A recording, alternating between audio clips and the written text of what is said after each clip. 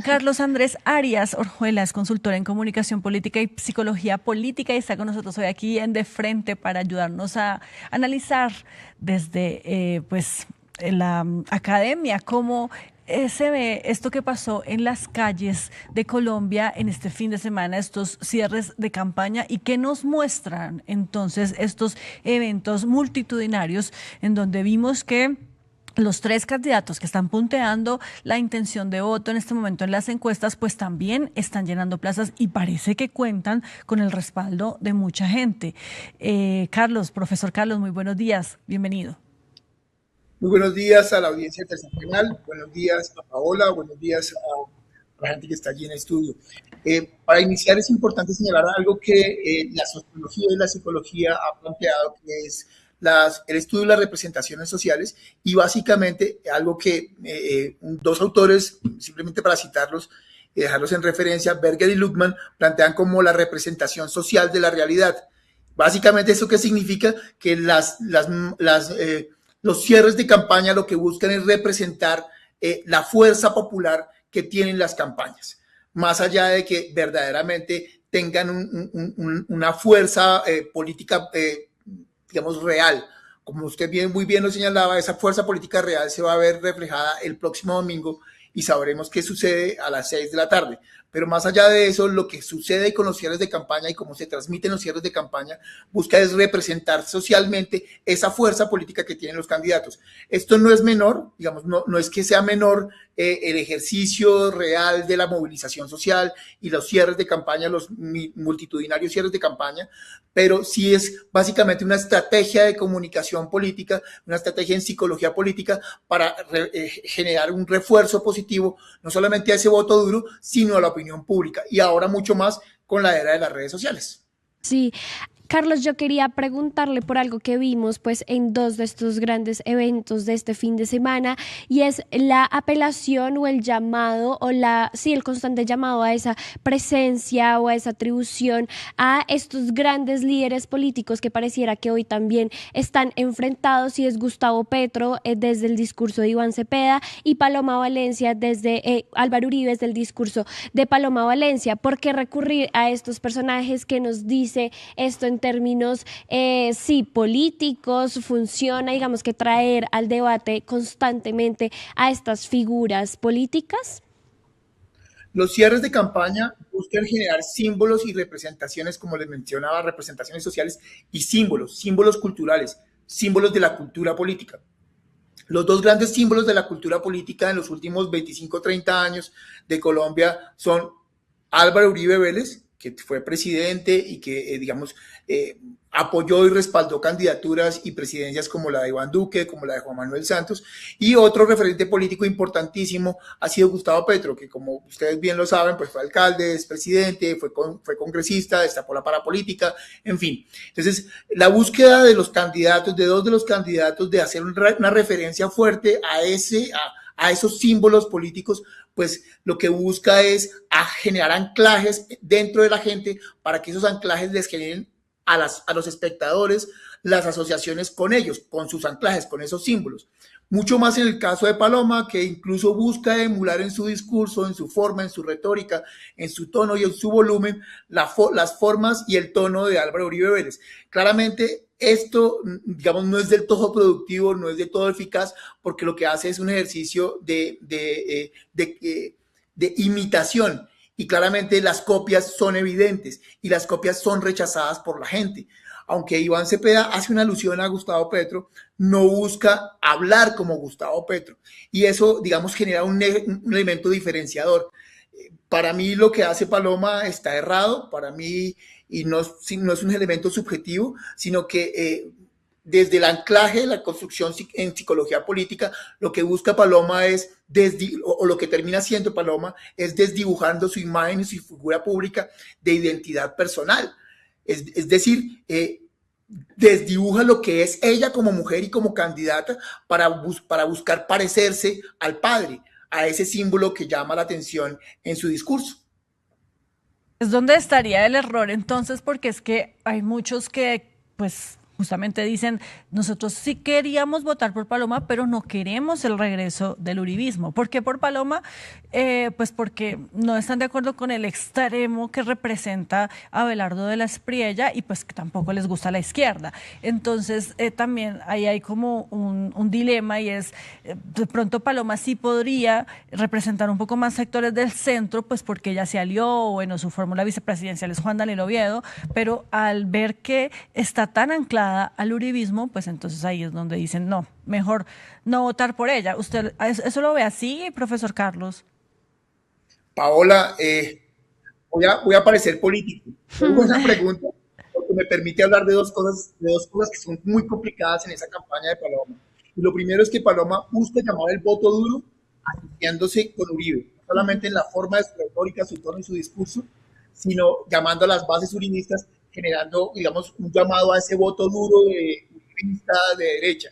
Pero al mismo tiempo se encuentra en un dilema en consideración a que ella se desdibuja como persona política, como su personalidad política, porque Paloma Valencia ha sido una senadora extraordinaria, una senadora que ha presentado unos debates absolutamente argumentados, si bien en algunos casos un poco salidos de tono y un poco exacerbados por la emoción, en la gran mayoría de los casos unos debates muy bien argumentados, pero abandonó su imagen pública, abandonó la posibilidad de ser ella misma, de ser Paloma, por parecerse a Uribe. Y al mismo tiempo, buscando un voto de centro, perdió la posibilidad de ese voto duro. Entonces se quedó en el limbo del voto de centro y el voto duro. Y ese limbo ha hecho que básicamente los de centro no le crean porque la ven de derecha y los de derecha no le crean porque la ven de centro. ¿Sí? Entonces, lo de Paloma es una situación muy complicada. Digamos que lo que logran ayer, y lo conversábamos para las temáticas y las preguntas de esta conversación del día de hoy, es que hace un cierre de campaña en Bogotá, en donde su fórmula vicepresidencial, Juan Daniel Oviedo, obtuvo una votación muy importante de más de 1.200.000 votos, casi 1.300.000 votos, no es nada despreciable, lo hace en un sitio icónico de Bogotá, en donde lastimosamente hay un precedente y un anclaje, que es el anclaje en donde creo que Abelardo de las Piedras en el mes de noviembre, si no estoy mal, noviembre, octubre, pero noviembre, creo que noviembre, llenó el Movistar Arena. Y lo que vimos ayer en las imágenes es que si bien el Movistar estaba lleno, había varias, digamos, no, los que han ido a conciertos en Movistar Arena, que de pronto me entienden, está la platea llena, está la primera círculo de gradas lleno, pero más arriba se empieza a ver vacío. Entonces, digamos que creo que los estrategas, bueno, es que no sé si los estrategas, la campaña de Paloma ha sufrido con buscar emular, con buscar seguir, con buscar parecerse a, y no ha logrado construir una identidad propia de campaña. Y vemos también a una Paloma que tiene una figura vicepresidencial incluso a veces mucho más fuerte que ella y con una identidad mucho más fuerte y propia que ella misma. Sí, yo quisiera hablar también de El Tigre, de Abelardo de la Espriella, porque digamos que contrario a lo que hemos visto en estas dos campañas, como la de Cepeda y la de Paloma Valencia, pues si bien él se ha enfocado también en llenar plazas y en llenar pues espacios públicos, digamos que sí ha sido calificado y categorizado como un showman, ¿no? Como que esto es más un show que una campaña política, por ejemplo, un discurso político, sino que es más los fuegos artificiales y la bulla y la música y demás. Se parece un cantante, ¿no? Sí, exacto, parece político. más un cantante que un candidato. ¿Qué tanto funciona esto? Esto sí genera conexión, viene de allí, por ejemplo, el éxito de Abelardo de la Espriella para que esté hoy punteando en las encuestas. Sí, que nos puede decir esto políticamente. Bien, me recuerda su nombre. Mariana. Mariana, interesantísima la pregunta porque ese es un gran debate con los académicos. Yo he tenido serios debates con decanos y con académicos en la universidad. Yo soy profesor hace 15 años en comunicación y psicología política de dos grandes universidades. No voy a hacer la cuña, pero una de las grandes discusiones que tuvimos hace unos años, yo creo que ya se fue disipando, es si la política es emoción o razón. Es decir, si se comunica por rutas racionales o por rutas periféricas emocionales. Y lo que ha comprobado la psicología y lo que yo hice en el ejercicio de mi investigación doctoral es confirmar y comprobar que la gente no vota por razones, la gente vota por emociones. Y esta campaña ha demostrado que no solamente son las emociones, sino en el entretenimiento. Y puede que nos duela muchísimo y puede que nos demos golpes de pecho, pero la gran mayoría de los colombianos no leen más de un libro al año. Entonces, es muy difícil que se lean las propuestas de gobierno. Yo a mis estudiantes hace unos años, ya no lo puedo hacer porque ya tengo un desfase generacional con muchos de ellos, les preguntaba cuántas personas se habían leído las 303 hojas del plebiscito por la paz. Y comúnmente el promedio de estudiantes que levantaba la mano de un grupo de 60 eran 5 o 6 personas. Estoy hablando en pregrado y estoy hablando, y le planteo el mismo ejemplo con maestría. De 15 personas, de 20 personas en una clase de maestría, había 4 o 5 que habían leído las 303 hojas del plebiscito por la paz, un plebiscito que fue fundamental y sustancial en el país, ¿sí? La gente no lee, la gente no ve las propuestas, la gente lo que busca es que algo lo emocione, y hoy en las campañas se está buscando que algo lo entretenga, y hoy hay que entender esto muy bien. Las campañas se trasladaron a las redes sociales, ¿sí? Seguir pensando que las campañas son estas grandes discusiones académicas en los foros universitarios o en los foros de ANIF, que Paola muchas veces la he visto ya presentándolos, pues no es cierto. Lastimosamente, la gente no está allí, la gente no se conecta allí, la gente se conecta por los dispositivos móviles. Y la campaña de Abelardo de la Espriella, les puede gustar a algunos o les puede disgustar a otros, pues ha sido vanguardista y ha sido la mejor campaña en comunicación política digital. Los números de los cierres de campaña para preparar esta investigación, esta conversación, perdón, hice una investigación muy pequeña, ausculté algunos datos y se los voy a dar. El cierre de campaña de Abelardo de la Espriella, el cierre, estoy hablando del día de ayer, tuvo 204,000 vistas. El cierre de Cepeda tuvo 92,000 vistas y el cierre de Paloma tuvo 15,000 vistas. Ahí es cuando retomamos el tema de la importancia de la representación social de la realidad, como decía Sergi Moscovici, que es el teórico de las representaciones sociales. Ustedes ven el evento de Abelardo y ven símbolos, entonces está el tigre, están las camisetas, está el sombrero de Abelardo. Vean los símbolos que maneja Paloma. Paloma Mama aparece de blanco, cuando hoy lastimosamente la paz como ejercicio, como discusión temática, no está en la esfera pública.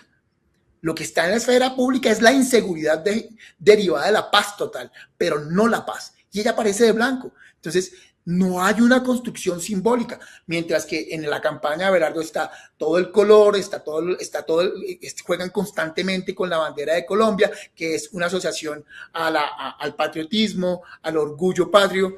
Entonces, pues creo que con esto te doy la respuesta. No sé si quieres profundizar en algo más.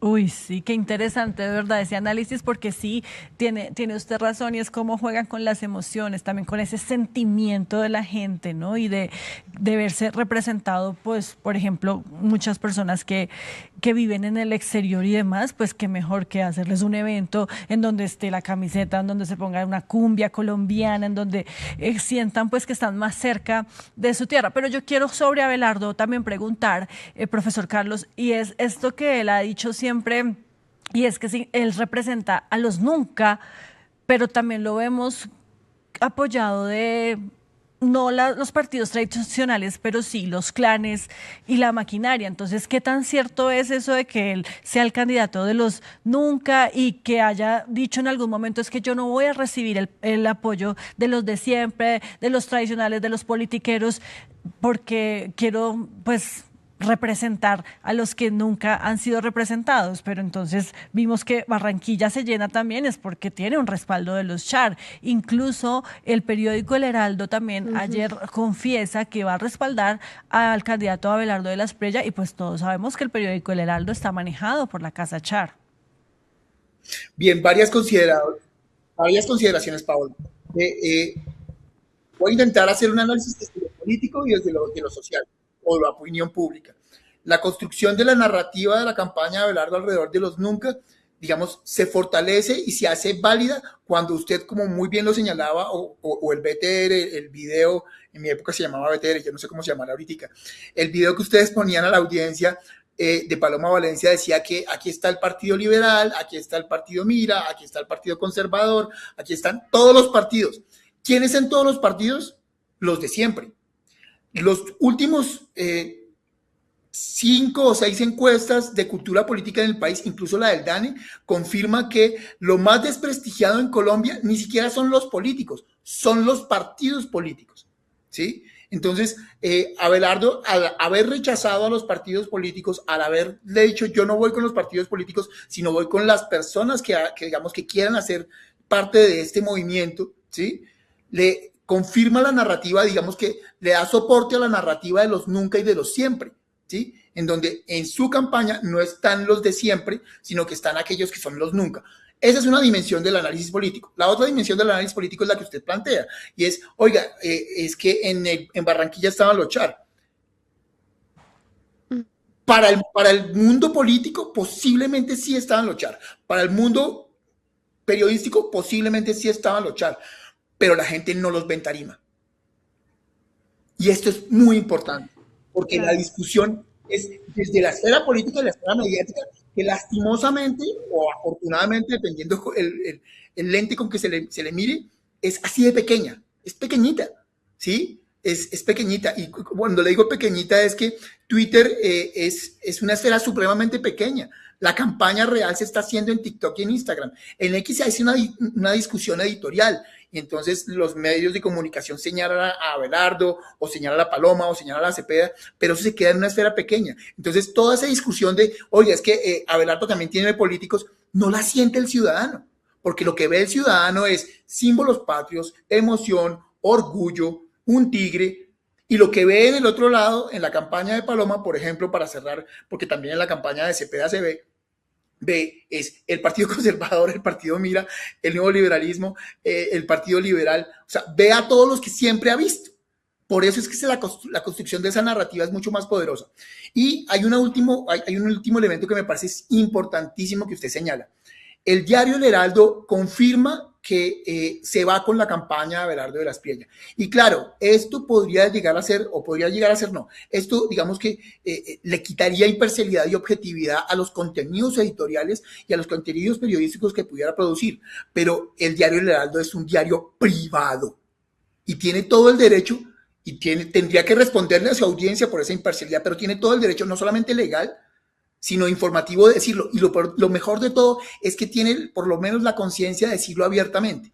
Y esto es algo nuevo en Colombia, ¿sí? En Estados Unidos pasa con Fox News, pero es la primera vez que un medio de comunicación abiertamente dice, estamos con esta campaña. Lo paradójico de esto es que se haga crítica sobre el diario El Heraldo, pero que no se haga la misma crítica sobre RTBC, que es un medio público que pagamos todos nosotros con nuestros impuestos y que desde hace 4 años lo único que hace es propaganda política de Gustavo Petro y que hace las transmisiones en vivo y en directo de Iván Cepeda. Le voy a dar una anécdota. No sé si sirva o no. Yo hace 11 años estuve haciendo análisis políticos en diferentes medios de comunicación y comúnmente había ido siempre a RTBC. Siempre iba a RTBC. ¿Por qué razón? Porque llamaban a las universidades y allá nos citaban. Pero desde hace 4 años no me volvieron a invitar. Y no me volvieron a invitar porque la última vez que me volvieron a invitar me preguntaron sobre me dijeron los temas que íbamos a versar en el análisis y me dijeron, pero nos gustaría mucho que su énfasis de profundización del análisis estuviese cercano a lo que estamos haciendo en el gobierno de Gustavo Petro. Me lo dijo el productor del Noticiero de la Mañana y le dije, por favor, no me vuelva a llamar. No me vuelva a invitar. No, es que ese es otro debate, profesor, más profundo, el tema de los medios de comunicación y su rol en toda esta campaña y pues la decisión de confesar, pero bueno, seguramente de eso tendremos en otro momento la oportunidad de hablar, pero sí, claro que claro. Sí. Mariana, ¿usted tiene algo Sí, más? Carlos, no quería dejar de hablar de los simbolismos de entonces de la campaña de Iván Cepeda, porque también muchos de los comentarios que surgen alrededor de esta campaña es pues primero hemos visto críticas porque lee sus discursos, pues sí, porque lee, los lleva escritos en una hoja, hemos visto críticas también pues porque Iván Cepeda digamos que no es una persona con el mismo carisma que tiene Gustavo Petro al menos en la plaza pública, y eso también ha sido cuestionado, pero finalmente también es una persona que logra conectar con las personas, que por ejemplo está acompañado de su vicepresidenta que es una indígena nasa. Entonces yo quisiera que nos hablara un poco más de esos simbolismos, de eso que sí logra representar Iván Cepeda y ante incluso esas críticas que se le hace. Mire, Cepeda maneja otro tipo de simbolismos, o sea, que no usar la camiseta de Colombia o no utilizar las banderas o utilizar la cumbia o no utilizar música folclórica no significa que no se generen construcciones simbólicas. Las construcciones simbólicas varían dependiendo del grupo objetivo al cual yo le voy a hablar. Iván Cepeda hoy no le está hablando a un votante de derecha, ni le está hablando a un votante ni siquiera de centro, le está hablando a su votante que es de izquierda. Entonces, si usted ve, yo lo hacía para un otro medio de comunicación, voy a botar la cuña, se llama Minuto 60. Hablaba con una de las periodistas políticas y hacíamos un análisis del outfit de Iván Cepeda. Y usted ve que Iván Cepeda siempre utiliza camisas de lino, las camisas de Iván Cepeda tienen botones de madera, nunca utiliza ropa de marca, muy pocas veces utiliza reloj, siempre su look, y a mí me dicen que a veces me parezco a Iván Cepeda porque tengo el pelo como medio crespo, medio desordenado, la barba a veces como desordenada. Esto lo que hace es presenta no solamente una imagen donde él ha sido característico y básicamente mantiene una coherencia en el tiempo, sino que busca comunicarle también a la audiencia informalidad, tranquilidad, frescura, originalidad, que no construye una imagen asociada ni a la moda, ni a las tendencias, y eso comunica también. Otro elemento importantísimo que comunica en la campaña de Iván Cepeda son las personas que, como usted muy bien lo decía, Mariana, lo rodean. Entonces usted ve a Aida Quilcue, que es un símbolo. Mucha gente criticó en su momento, yo leía a un colega de ustedes, Carlos Cortés, que conocí hace muchos años, que decía, pero es que este fue una fórmula endogámica. Entonces, yo con yo, y no necesariamente. Lo que hace la escogencia de Aida Quilcue, como para recoger su pregunta, es un símbolo. Es un símbolo de su coherencia, es un símbolo de su compromiso con las comunidades indígenas, es un compromiso de su vida y su trayectoria política. Y cuando usted también lo ve en tarima, siempre lo ve con mujeres, hombres, afros e indígenas. Y eso muestra un elemento simbólico. Ahora bien, con respecto al tema de que lee sus discursos, hay que entender que Iván Cepeda tiene una formación política completamente diferente a la de sus dos contradictores hoy. Me refiero a sus dos porque sé que hay más, pero soy los tres punteros en encuestas. No quiero desdeñar a los demás, simplemente son los tres punteros en encuestas. En donde su formación política no viene de la revolución como la de Gustavo, no viene del movimiento guerrillero o movimiento armado, para decirlo mejor, no viene del movimiento armado, sino que viene verdaderamente de la revolución intelectual, y su formación fue en Lovaina, Bélgica. ¿Sí? Él es una persona que es un doctor en filosofía. Entonces, claro, no es normal o no es costumbre que un candidato se pare a leer sus discursos, pero los que conocen a Iván Cepeda y los que han visto su trayectoria en el Congreso, es una persona que prepara sus debates y los escribe él, y sus discursos los escribe él. Que estén buenos o malos, que eso conecte emocionalmente con las personas, puede que no. Yo hacía un análisis para una consultoría en algún momento, y hay personas que tienen un approach o una conexión de primera entrada, y hay otras que tienen una segunda y otra de tercera. Seguramente Iván Cepeda es una persona de tercera. Yo no sé si eso sea conveniente o no para la campaña, pero claramente su forma de discurrir, su forma de discutir, su forma de argumentar es mucho más sosegada y mucho más pausada que sus otros dos rivales y que el mismo Gustavo Petro. Sí, bueno, ya vamos a hablar sobre el tema de Álvaro Uribe. Está conectado con nosotros también nuestro siguiente invitado, y por eso le tengo una última pregunta, profesor Carlos, y es que justamente usted mencionaba pues las encuestas. Sin embargo, lo que hemos visto en estos ejercicios que se hacen por parte de las firmas encuestadoras es que las muestras no pasan de 4.000 o 5.000 personas.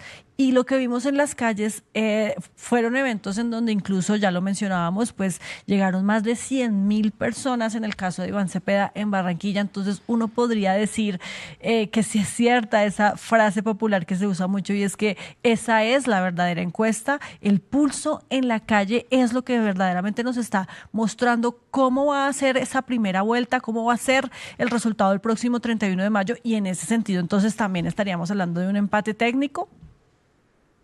Uy, Paola, usted hace unas preguntas muy test.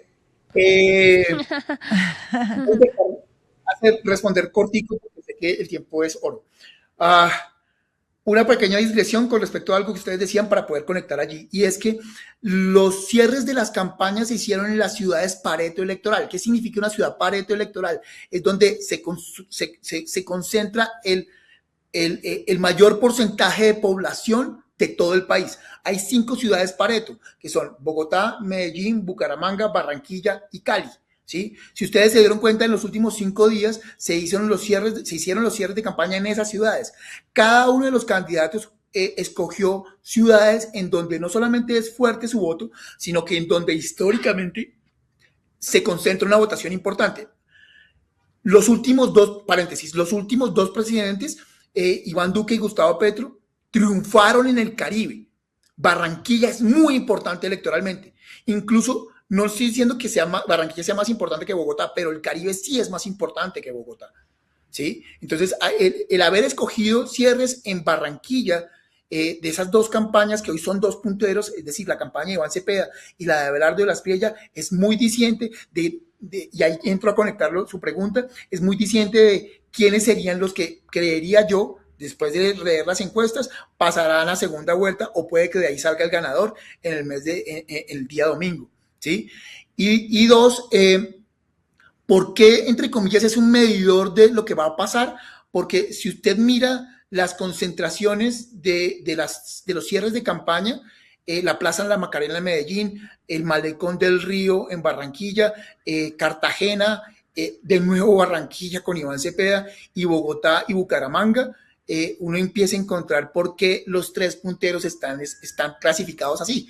En muchos casos, en la gran mayoría de los casos, está Iván Cepeda de primero, luego viene Abelardo y luego viene Paloma, y Paloma está completamente descolgada. Y ahí reconecto para cerrar mi primera intervención. Si usted mira muy bien detenidamente las fotos del Movistar Arena ayer, usted ve varios espacios vacíos en la parte superior y en las gradas del centro. Nos guste o no, pues esto es un índice de lo que puede llegar a ser la elección del domingo. Bueno, pues muy interesante este análisis. Muchísimas gracias, profesor Carlos Arias, y pues estaremos entonces pendientes de lo que siga pasando estos días en medio de esta campaña a la que le quedan muy pocas horas. Hasta luego. Gracias. Ayúdanos a seguir con nuestra labor periodística a través de nuestro NECI 310-779-3518.